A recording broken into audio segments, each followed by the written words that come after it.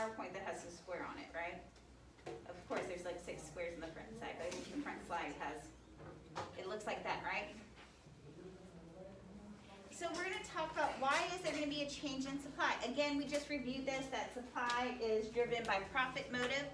And we know that a change in quantity supply will deal with a change in a price. And that's movement along the curve. So looking at this, when price was high, did they want to supply a lot? The price was high. Yes. They wanted to supply a lot. When price decreased, what happened to that quantity supply? It lowered. So which way should my arrow go on this? Is this going to be a decrease in supply or an increase? A decrease, so it slopes down. Do y'all feel comfortable with that? Okay. This is horrible.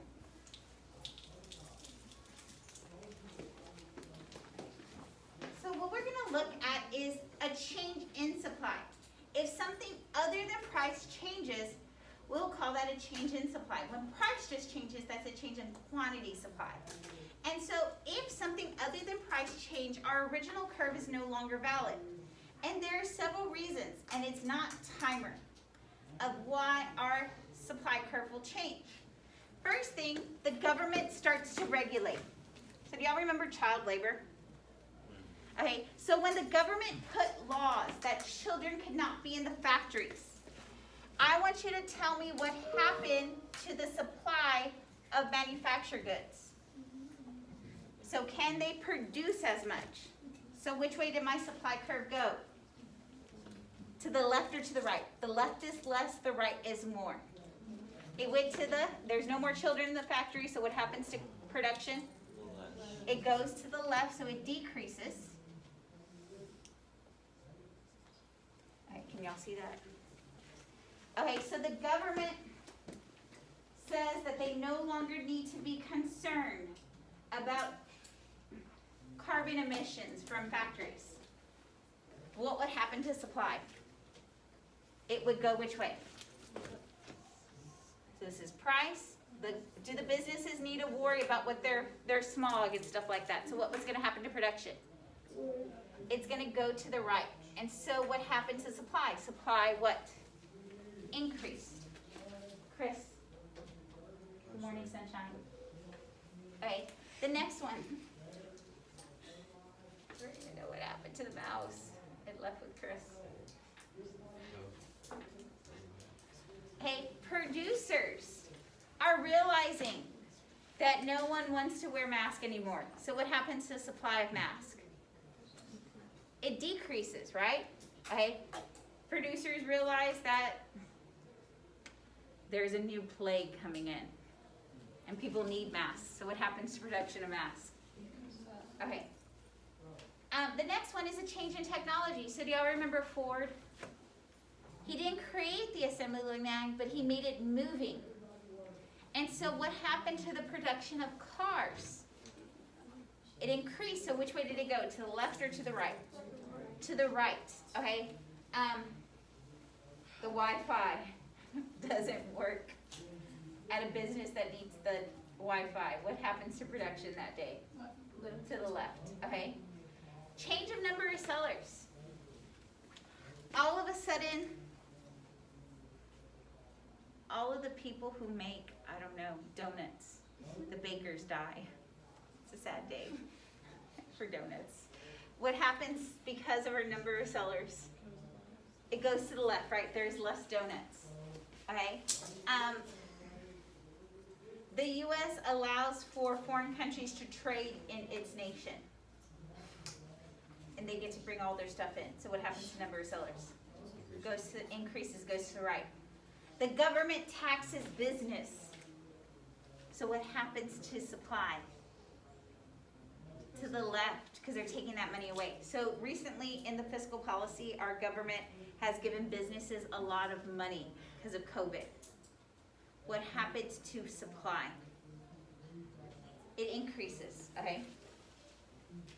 A cost of inputs. Do y'all remember our FOP? What does this C mean? Capital. What does this E mean? What does this L mean? land or labor, all of a sudden it becomes more expensive. So let me talk about one of this. Y'all remember Bernie? Bernie wanted something called $15 minimum wage, right? And so Bernie, did he get that? No, because economists came in and they started saying if this cost of input goes up, the labor goes up, what would happen to the supply curve? If labor goes up, becomes more expensive, what happens to the supply curve? It goes to the left, and so what would happen to prices? Inadvertently, they would go up to compensate. And so I don't know if that'll ever come by, but y'all know minimum wage is like $7.25. I think like when I was working in the 90s, it was like $5.25. And they predicted that minimum wage should have gone up by 200%, but it hasn't for the cost of, and we'll calculate this in our next unit about inflation and how stagnant minimum wage has been. Okay, change in productivity. We give all of our workers 5-hour energy, or a Red Bull, or a Monster, or we caffeinate them up. What happens to their productivity? Okay, first, once we give them the 5-hour energy, what happens to their productivity? It goes to the right, right? We allow our workers to have their cell phones in the factory. To the left. Why do y'all say their productivity goes to the left? They work less because they're looking at what? Their phones. Okay. So let's look at the next one. Subsidies. The government gives farmers money to produce stuff. So for example, like milk farmers or dairy farmers, right? That's what a dairy farmer is. It would be too expensive for them to produce milk on their own today. That an average gallon of milk would be about $8 to $9. I know I buy a lot of milk, so I'm very interested in dairy farming too. Thinking about opening up my own farm. But the government would give me a subsidy. That means money. So what would happen if the government's giving me money at my dairy farm? Would my productivity go up or would my productivity decrease? I would be able to supply more. Okay, if the government takes away that subsidy, what happens to the supply? It goes down. Okay, so the acronym for us to remember is GETS, TIPS. Okay, and what we're going to look at is the decrease goes to the left, the increase goes to the right. We're going to work on a worksheet together to shift or not to shift supply. And I'm going to start us off and then I'm going to let y'all work on it. It looks exactly like our other one, but it's just bolded. And I think I got to be able to put the little graphs on there so y'all don't have to graph it out on the examples. 3, 4, 5.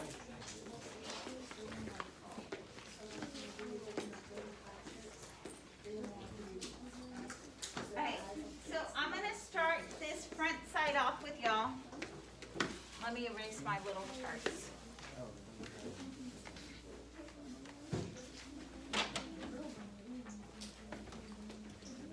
Okay, are we all ready for this? Okay, so here is, we're going to look, it looks exactly like the one we did earlier. We're going to determine what is going on with the graph. We're going to read the scenario and determine if it's a change in supply, which deals with GETS, TIPS. If there's an increase in supply, it'll shift to the right. If there's a decrease in supply, it'll shift to the left. I knew I forgot the little arrows. If there's a change in price, right? If the price decreases, there will be a shift down the supply curve. If there's an increase in price, there will be a shift up the curve. I just had to draw those little arrows in because when I retyped this, I guess I forgot the arrows. Okay, so let's look at our first one. It says the price of a graphing calculator drops from 75 to 50. We're gonna look at the supply of graphing calculators. Is this a change in supply or change in quantity supply? Why is this a change in quantity supply? Change in price. So if you were, what is that, Texas Instruments, right? And that TI-85, which y'all have to buy, is that the same same number as TI 85? Or 84, 85, 89, whatever it is. If TI is producing that, right? Do they want to produce more or less when the price drops? Less. So let's graph this one. The first price is 75. At $75, they wanted to supply a lot, right? When it drops to 50 bucks, they want to supply a lot less. So does that increase the supply or decrease the supply? I don't even think graphing calculators are that cheap, right? How expensive are they? Oh my gosh, inflation. We'll talk about that next unit. So let's look at the next one. The cost of sugar jumps from $2 a pound to $5 a pound. Sugar is a necessary ingredient in donuts. What will happen to the supply of donuts? Okay, am I graphing for sugar here? No. I'm graphing for donuts. So what is sugar? Okay, first off, is this a change in supply or change in quantity supply? Supply. This is a change in supply, because what is sugar to donuts? and It's not a, look at these. input. It's an input. It's a change in input. Remember the FOP? Okay, so if sugar increases in price, what is now gonna happen to my supply of donuts? Am I gonna have more donuts or less donuts? The sugar goes from 2 to 5. Oh, yes. They're gonna produce less donuts, so that goes to the What? left.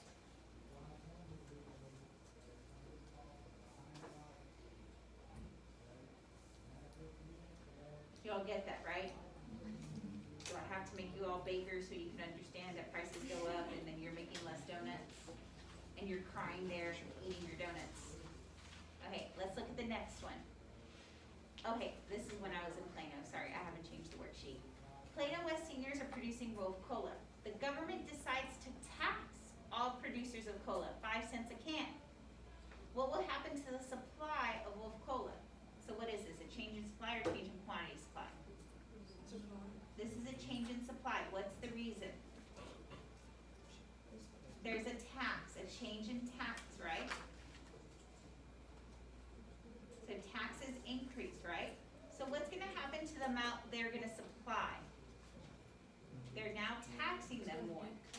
It's gonna decrease, so it's gonna go to the left. Okay, are y'all ready to tackle the backside? I'm gonna pull this down here so y'all can see that, so you could graph. Is that okay? Okay. And I'm gonna upload these for Grace.